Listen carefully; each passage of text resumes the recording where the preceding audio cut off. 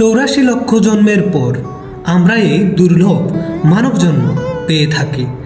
আজ ভিডিওটির মূল প্রতিপাদ্য বিষয় এই যে 84 লক্ষ জন্ম কি এবং কিভাবে আমরা মানব শরীরে ফিরে এসেছি। পৌরাণিক শাস্ত্রের আলোকে জানা যাক এই 84 লক্ষ জনের বৃত্তান্ত। ভিডিওটি অর্থপূর্ণ মনে হলে রামায়ণ কথা চ্যানেলটি সাবস্ক্রাইব এবং কমেন্টে জয় শ্রীরাম লিখতে ভুলবেন না। পরমেশ্বর ভগবান শ্রীকৃষ্ণ জগতের দুই শ্রেণীর প্রাণী তৈরি করেছেন। এক হলো স্থাবর, দুই হলো জঙ্গম। স্থাবর হলো যারা একই স্থানে জন্ম, বৃদ্ধি এবং মৃত্যুর আগে গ্রহণ করে থাকে, যেমন তরুলতা, গাছপালা ইত্যাদি। আর জঙ্গম হলো যে শ্রেণীর জীবসমূহ চলাচল করতে পারে। সনাতন শাস্ত্র মতে ভগবান আমাদের স্থাবর রূপে জগতে আগে প্রেরণ করে থাকেন, কিন্তু এই জন্মগুলোতে কষ্ট বেশি ভোগ করতে হয় বলে 20 লক্ষ বার জন্মেই এই সমাপ্ত হয় স্থাবরের। কারণ শেষ জন্মটি হয় আমাদের তুলসী বৃক্ষ রূপে, যা পরমেশ্বর ভগবান শ্রীকৃষ্ণের শ্রীচরণে পূজায় অর্ঘ্য হিসেবে ব্যবহৃত হয়। তারপর জন্ম হয় জলজ প্রাণী হিসেবে, অর্থাৎ মৎস্য, কুর্ম ইত্যাদি রূপ পরিগ্রহ করে।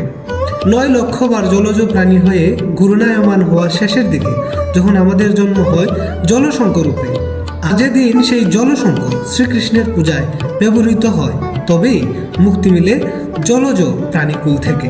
তারপর জন্ম নিতে হয় কীট পতঙ্গ রূপে, যেমন মাছি, মশা, কেঁচো, শুঁয়োপোকা ইত্যাদি। এভাবে কেটে যায় আরও 11 লক্ষ জন্ম। হয় মৌমাছি রূপে, আর মৌমাছির মধু যখন শ্রী গোবিন্দের পূজায় ব্যবহার করা হয়, ঠিক তখনই আমাদের মুক্তি মেলে কীট পতঙ্গ জুনি থেকে। 11 লক্ষ বার কীট পতঙ্গ জুনি সমাপ্ত করে জন্ম নিতে হয় পক্ষীকুলে, অর্থাৎ 10 লক্ষ বার এই পক্ষীকুলে ভ্রমণ করতে হয়। কোনো এক সময় যখন আমরা ময়ূর জন্ম পেয়ে সেই ময়ূরের পালক যখন শ্রী গোবিন্দের বিগ্রহের মুকুটে শোভা পায়, তখন মুক্তিদাতা মুকুন্দ পক্ষীকুল থেকে আমাদের উদ্ধার করেন। তারপর আমাদের জন্ম নিতে হয় পশুকুলে।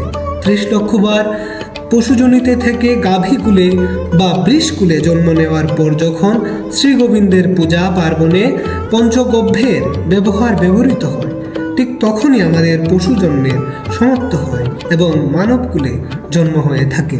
4 লক্ষ বার জন্ম পেয়ে থাকি আমরা এই মানব জন্মকুলে। জন্মগুলোতে যদি আমরা ভগবানের ভজনা না করি, তাহলে আবার আমাদের জন্ম নিতে হয় 84 লক্ষ জনিতে।